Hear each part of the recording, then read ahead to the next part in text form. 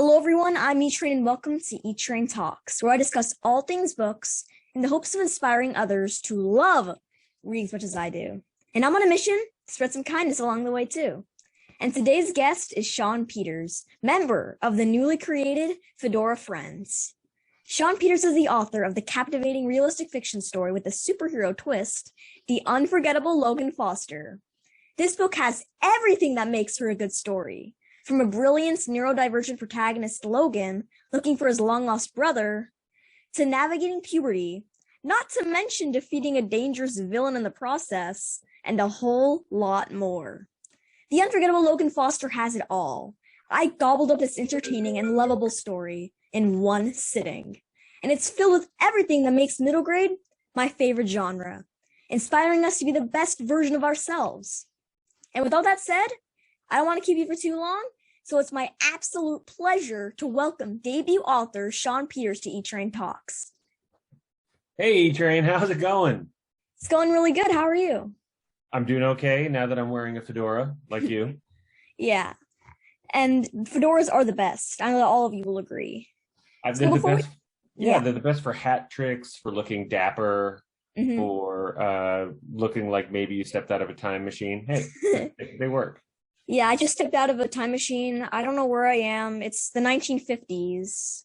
So, what's this computer stuff? Yeah, I was just saying, what's a computer? Yeah. So, before we begin our interview, I thought I'd share a few things I learned about Shawn while preparing for our book talk. For starters, Shawn and I have a few things in common. Instead of collecting stamps or Pokemon cards, we both read books, tons and tons of books from a very young age. And it also turns out that we're both cat lovers. So, and here's something you might not know about me. So Shawn Peters' protagonist, Logan Foster, and I have something in common. We're both huge fans of facts and trivia. Just a few things I thought I'd share with everyone listening before we get on to the really good stuff. So now, without further delay, let's get into the questions. So, it's always interesting to learn an author's backstory. So would you share a bit about your writing journey and why you decided to write The Unforgettable Logan Foster as your debut novel? Yeah, absolutely. And thanks for having me on, E-Train. So I don't even know backstories, right? Like, because this is a superhero story, maybe it should be my origin story. Yeah.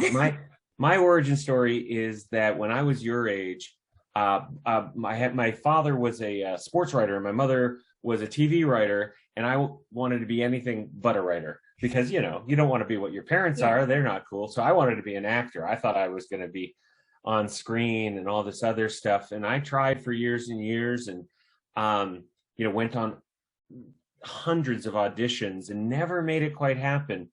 But by the time I was graduating from college and coming back to Los Angeles, which is where I grew up for most of my childhood, I realized that acting wasn't for me. And I started writing, and I tried to write TV shows. I tried to write movies, and that I didn't hit it big in any of those things. But I got far enough that I kept getting new opportunities. I got a chance to write advertising, and I got a chance to write articles for the Boston Globe Sunday Magazine and for ESPN.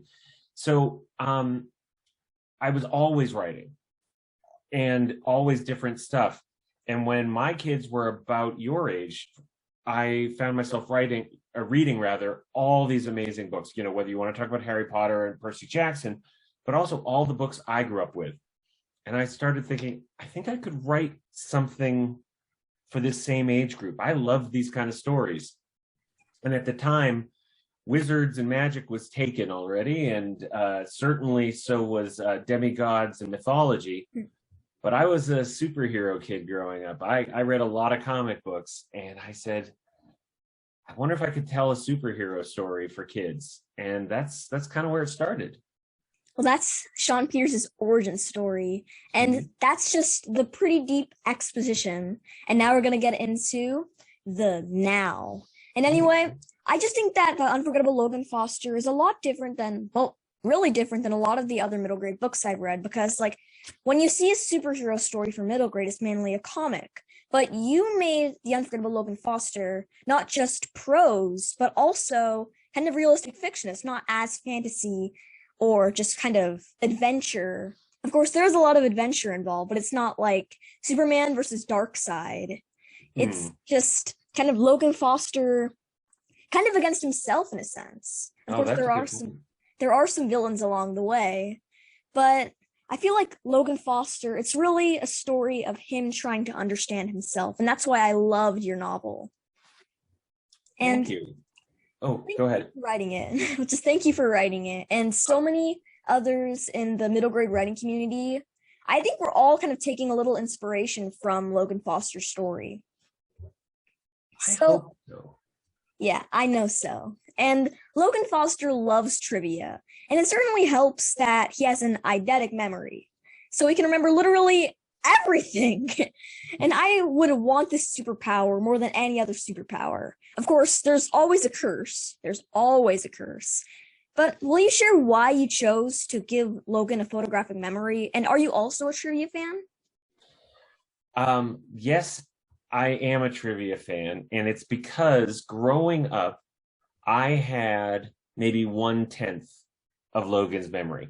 Like when I was in school, I was a very good student. And one of the reasons I was a good student was sometimes when I would take a test or the teacher would ask a question in class, I'd raise my hand. And not only did I know the answer, I could actually picture where on the page I'd seen it.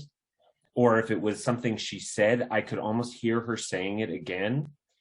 And so Logan and I are not the same in a lot of ways, but I definitely wanted to give him a bit of a superpower that was based on something that I had experienced personally.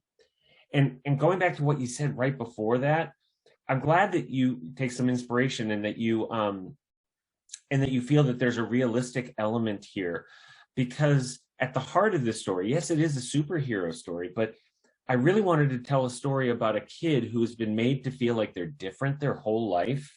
They've been told they're different their whole life.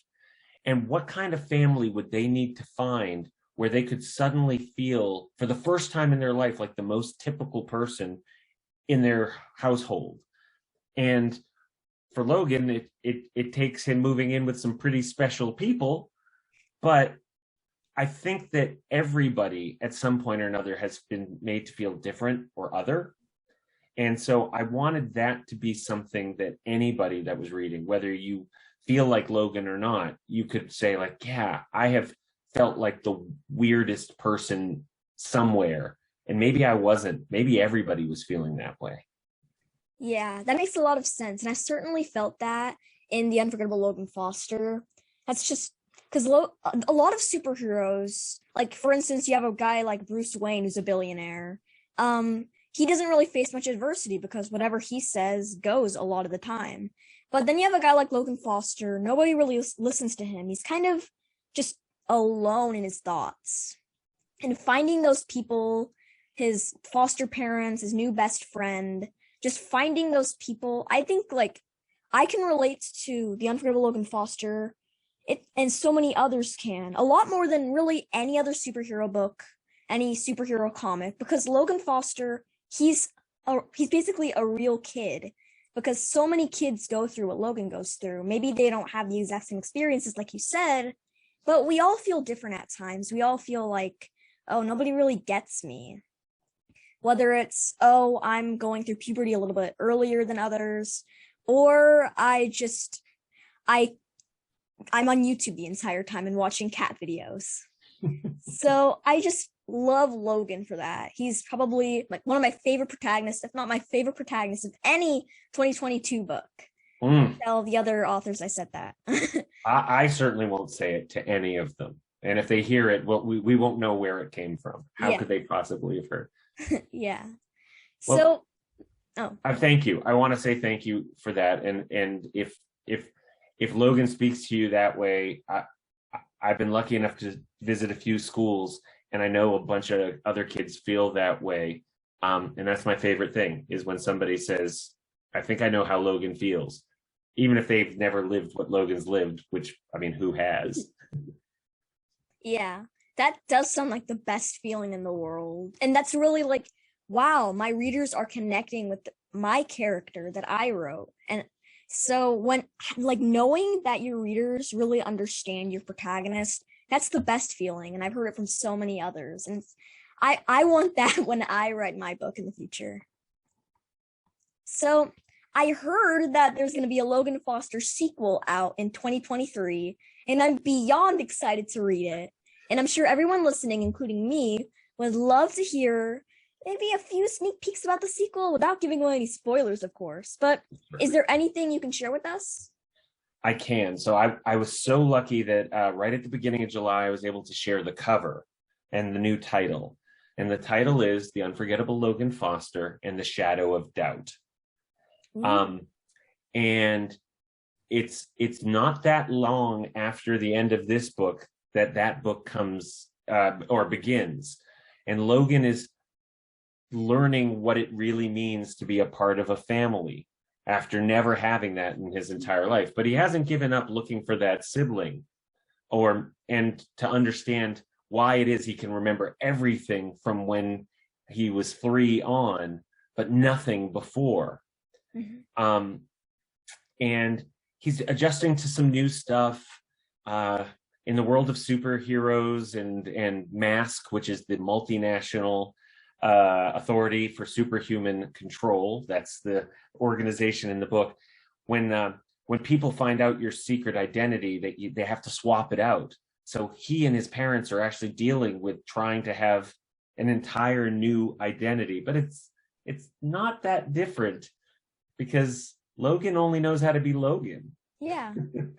And I think what readers are going to like about the second book, if they like the first one, is that at the beginning of the first book, Logan doesn't have anything to lose, right? He's alone.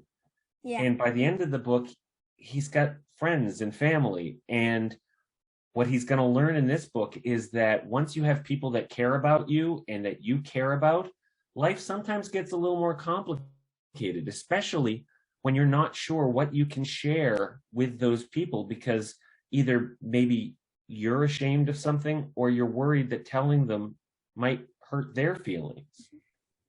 So I think that's something every kid goes through, is like learning about what they can and can't tell their family and friends and what's okay. He just learns it in a super way. Yeah, definitely a super way. And what really caught my eye about your cover is, now I don't know if it really means anything, but I know that in The Unforgettable Logan Foster, when Logan was 3, when he started remembering everything, but he didn't remember his past, he was at an airport. And it looks like on the cover, he is at an airport. I don't know if that means anything, but maybe the hunt, because The Unforgettable Logan Foster, like, his journey to find his little brother was put to a halt because of all this, super stuff. Maybe he's on the trail. I don't know, but I'm curious to find out. I will say that anyone that's read book 1 and sees that cover should react exactly the way you did. And I'm not saying that, he finds it or doesn't find it, but what I will say is that Logan's world gets a lot bigger in this second book. The entire first book all takes place in this one area of Southern California, and Logan's looking for answers. And you know what? Sometimes answers aren't all around the corner. Definitely. I'm super duper excited for The Unforgettable Logan Foster, The Shadow of Doubt. And I'm sure everybody watching, they're jumping out of their seats. I would, but I'm trying to be kind of professional. Of course, I'm a kid, so I'm going to jump. Woo! So I'm just so excited. I can't wait for book 2. And I know that everybody listening, we're all super thrilled. And we are so excited to see where Logan goes next. And were there any characters in The Unforgettable Logan Foster that you modeled after people in your life? Well, so I will tell you that Logan's voice and Logan's neurodivergence is based in no small part on one of my best friend's sons. And at the time I was writing this book, our family spent almost every weekend together, and his son is on the autism spectrum. And, I felt like I had kind of like an uncle relationship to this boy that I've known since literally a few months after him being born.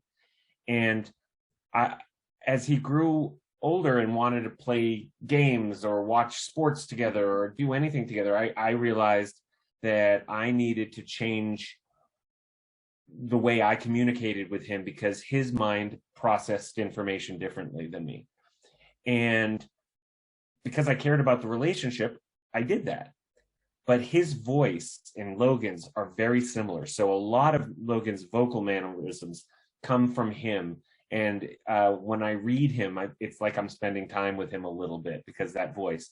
But the other thing that you might be referring to is the fact that Logan's foster parents are named Gil and Margie, which are my parents' names. Oh. And I will tell you that my parents, when they brag about their son who wrote a book, they say, and he wrote a book about us and turned us into superheroes. And I say to them, but the book isn't called The Unforgettable Gil and Margie. It's called The Unforgettable Logan Foster. It's about Logan. And they say, no, that's nonsense. It's about them. So they love that I turned them into superheroes, although there are some things that are different. So Gil makes a lot of dad jokes, and my dad Gil makes a lot of dad jokes. Margie is tough and will absolutely fight you to protect the people she loves, and so is my mother's that way too.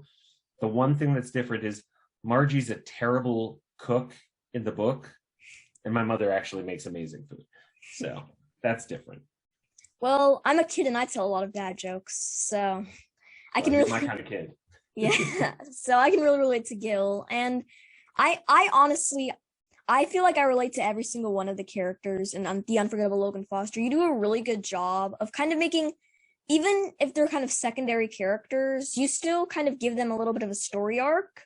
And so the readers don't just relate to Logan Foster, but we can also relate to Gil cracking dad jokes whenever he has the opportunity, or Margie standing up for her family, no matter the cost.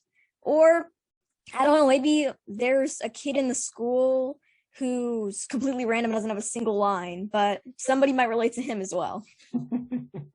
And I know that you're a dad of 2 kids, so I'm curious, did your kids read your original manuscript and give you feedback before submitting it? And if not, who were some people that you looked for writing advice?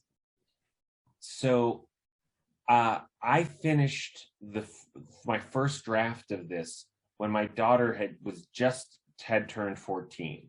Mm-hmm. So she might have been just like the hint old for it, but she was still reading a lot of middle grade. And she was the very first person that ever read the manuscript. She even came up with the name Logan. I wasn't even sure what the first name of my character should be, and she liked the name Logan. And since then, I can't imagine it being any other name. My son at the time was only just about to turn 9, so he might have been a little young for it, but I did read it to him early on. So I got feedback from them, but I'll tell you the most valuable feedback I got on the entire book. And I had somebody that was a professional proofreader and editor read it, and I had a school librarian read it, and I had a friend who had worked in the publishing industry for a decade read it, and they all gave me great stuff. But my wife is she was at the time a 5th grade teacher, and she read it with her classroom. I gave permission for her classroom. So she had 2 different classes that went back and forth. So 100 5th graders read it, and I got to go do an author visit with them. Now, no authors get to do author visits before they're even published, but I got to talk to 100 5th graders about this book. And they thought it was cool because they were like, oh, we have an author in the classroom. And I thought, I'm doing market research. I am actually finding out what kids think about the book. And they loved it. And especially some of the reluctant readers and some of the kids that were neurodivergent, whether they were on the autism spectrum or ADD or Tourette's, they were the ones that wanted to talk the most about it. And they were the ones that picked up on things that weren't obvious in the book. And I said, boy, I think there's something here. And they gave me the best piece of advice, which was, I asked them, at that point, the book was not written to Logan's younger sibling. It was written to Logan's mom. And I asked them what they thought. And they said, it's not that good because I'm not Logan's mom. And I was like, you're right. Why would a bunch of 10-year-olds want to read something written to a mom? And so I went back and that's when I came up with the idea that he had a sibling that he was looking for. And I think it totally changed the book for the better. There were so many important themes interwoven into the Unforgettable Logan Foster. And I know that a lot of the neurodivergent kids, and just all the kids, they really noticed that, and I did too. So one of the themes, one of the messages is that everyone has a superpower inside them. And some other themes are acceptance and friendship. But if you had to choose just one theme or one message that you want your readers to take away from the Unforgettable Logan Foster, so what's the most important message you'd like them to take away from Logan's story? I think it probably is that first thing, which is that the thing that makes you different is what makes you special. And instead of worrying about what makes you different and trying to hide it, if you lean into it, it becomes your superpower. Because I do believe that every human being, not kids, adults, you're the hero of your own story. Everybody wakes up every day with main character energy of some sort. And kids deserve to feel like they're the main character, that they're the hero of their own story. And it's hard to do that if there are things you know about yourself that you're not embracing. So I think the biggest thing for Logan isn't that he becomes part of a superhero family or that he becomes friends, it's that he finds a bunch of people that aren't asking him to change to make him fit their life. He meets a bunch of people that say, oh, this is who you are. Let's find out more about that. Why don't you just be more who you are instead of less? And and that's one of those messages that I think, whether you are neurodivergent, whether you are a foster kid or you come from a traditional home, whether you have a different disability, or whether you are blessed with all the things a kid could want, like the message of find people that want to be with you for who you are instead of who you have to change to be with is really, really powerful. And I hope that comes through. I think there's also a little bit there's a whole world that's hidden from you in this book, right? The idea that every comic book you've ever read, every Marvel or DC movie you've seen, every series is just there to cover up that superheroes are real. I don't know. Growing up, I always felt like maybe that there was a whole world out there that the adults were kind of like not showing me. So that's a metaphor too here, is that Logan has made a bunch of assumptions because he's so factually based that the world is a certain way. And once you realize that some of those assumptions aren't real or that they were forced on you, the world opens up and suddenly anything is possible, like you were saying. Yeah. And my next question is, was there someone who inspired you to pursue writing? Obviously not your parents, because you didn't want anything to do with them at the time. A teacher, author, or role model?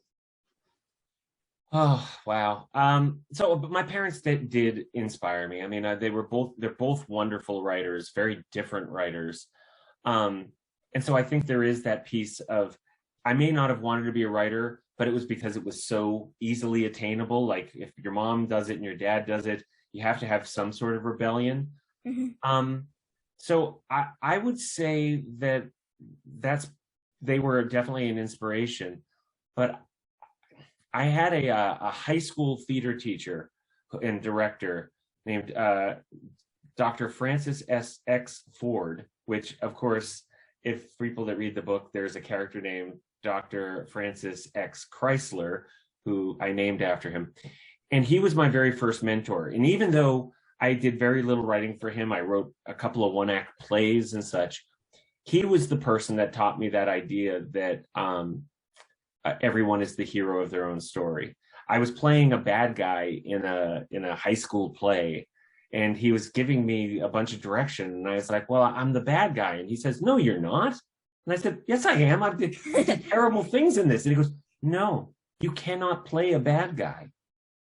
everyone's the hero of their own story. So you just have to figure out why your character thinks he's the hero of this story. And then all the bad things they do are justified because whatever the hero does is justified.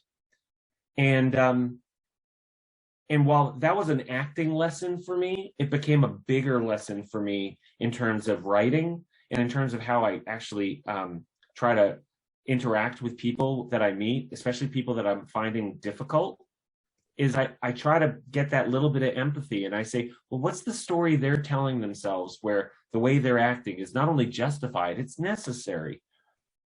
They're the hero of their own story. I just haven't figured out what that story is yet. So he was quite an inspiration. So maybe not an inspiration to be a writer, but certainly an inspiration to tell stories of some sort. And now it's time for the final question. The question that I ask every single one of my guests. If you could be or meet any literary character, fictional or real, from any time period, literally just anybody, who would it be and why? I wish I knew this was coming and I'm still like stuck. But if I could meet anyone from any literary time period, but it has to be the fictional character, not the author, right? It could be the author, somebody related to like writing.